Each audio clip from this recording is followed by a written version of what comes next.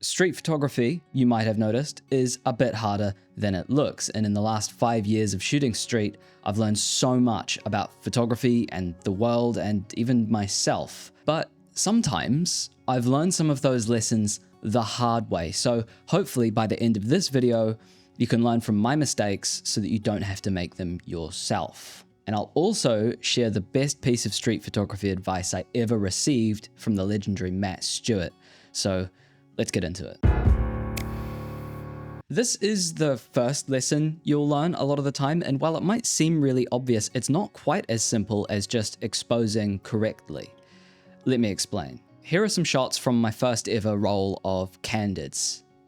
Stop laughing, it's for education. You'll notice that obviously there's a lot wrong with these, and if I asked you to guess what the problem was, you would probably say my shutter speed was too low.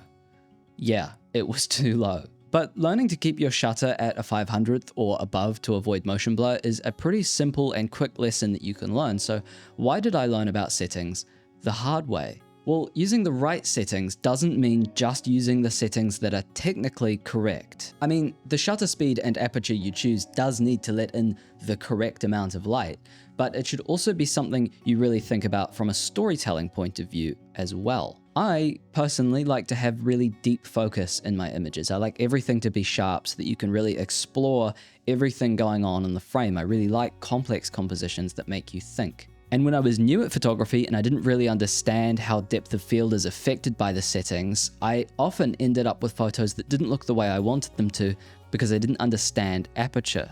Deciding how you want the photo to look and then figuring out how to manipulate your settings in order to achieve that result takes some experimentation and practice, but it's one of the first skills you're going to have to master if you want to get good at this. Speaking of getting good, here's how not to. Inspiration is a wishy-washy word, but what I think it really means is filling up our brains with good stuff so that when we make stuff, some of that good stuff comes back out. And when we're out making street photos, if you don't have a good mental library of inspiration, you can end up making the same photos as everybody else.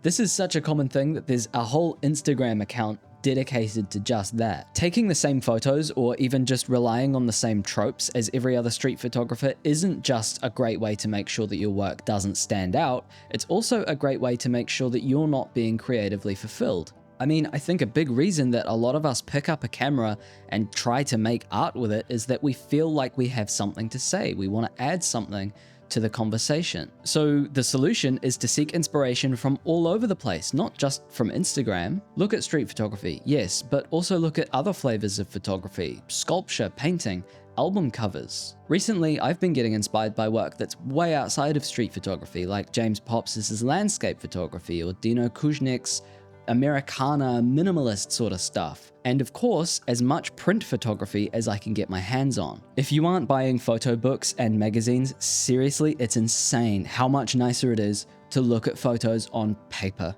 I have several magazine subscriptions, and one of them that I can highly recommend is Frames magazine, who are very kindly sponsors of today's video. Frames is a quarterly print magazine where in each issue they showcase work from a handful of photographers across a massive range of genres. It's printed gorgeously, and it really lets you take your time with each photo instead of trying to shovel ads or articles about the latest greatest lenses down your throat. But the cool thing is, it's not just the magazine that you get. My favorite thing about Frames is how they've built up this community around the magazine. So you get access to their community app, and they do live events. They've had Alex Soth and Martin Parr on to do talks. See, Frames magazine isn't just a nice coffee table art piece. It's a serious investment in your own art, and I think that's where it really shines. It's an amazing source of inspiration, and it's reasonably priced, especially if you get 10% off by using the code HYDRATED10.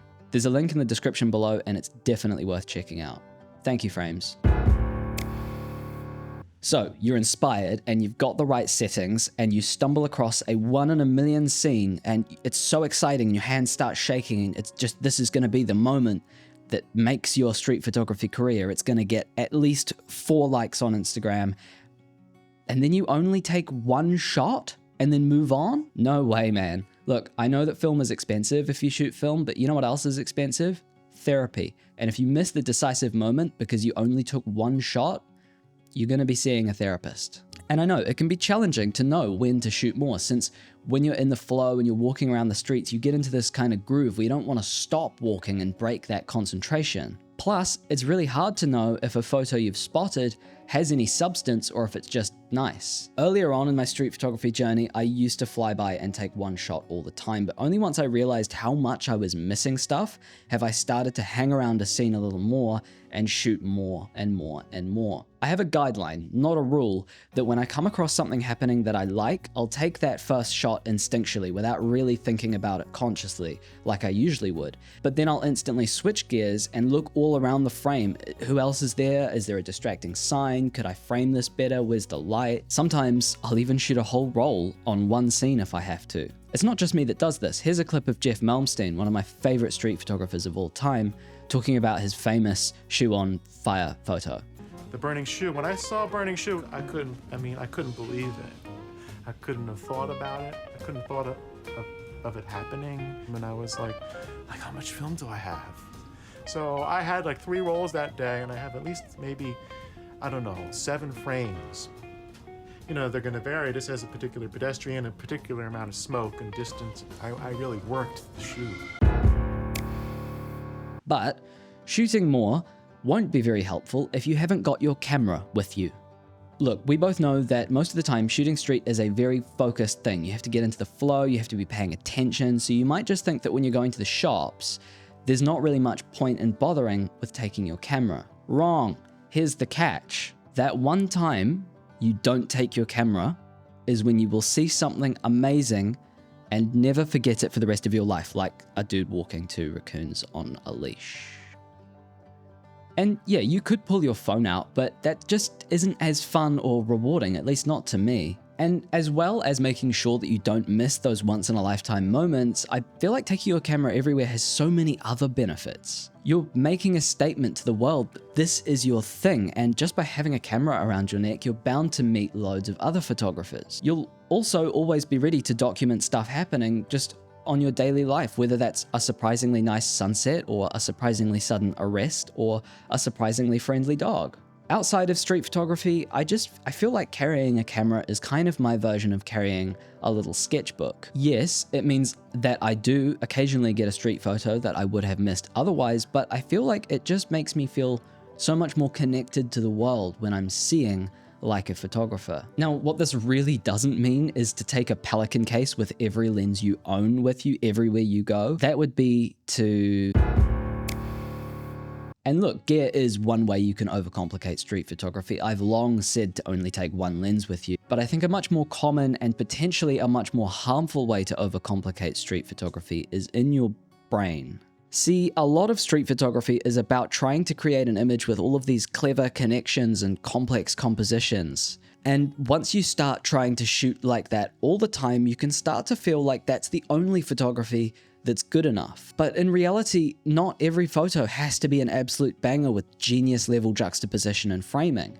Sure, those are fun, but what's more fun is being ready to make those photos when you see them, but being cool with simpler photos the rest of the time. Have you ever gone out to shoot a day of street photography and then just not taken any photos the whole day because you just didn't see anything good enough? Yeah, me too. And it's because I was stuck in this mindset where everything has to be the photo. What I've learned the hard way over the years is that sometimes to get those banger 1 in a million shots, you have to take the other 999,999 first. And that doesn't mean just taking loads of bad photos, but it could just mean taking a nice photo of the street or a cool car you see or a broken traffic light, or maybe spending a while trying out different compositions of skateboarders. Sure, those aren't going to be winning any awards, but that's not why we do this, right? Basically, enjoy the process. Don't be results oriented, and make sure you're having fun, taking loads of photos and trying new ideas as much as possible. That way, when you do stumble across the 1 in a million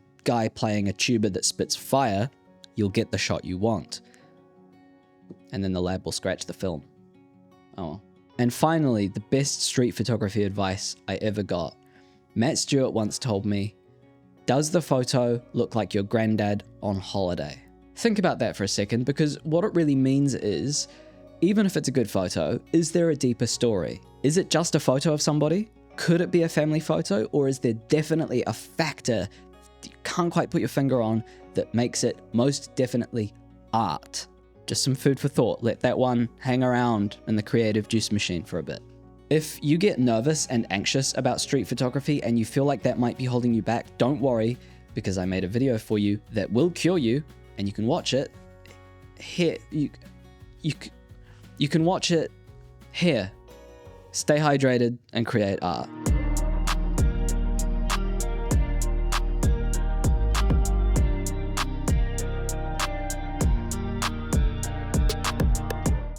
Settings can affect your depth of field. Depth of field?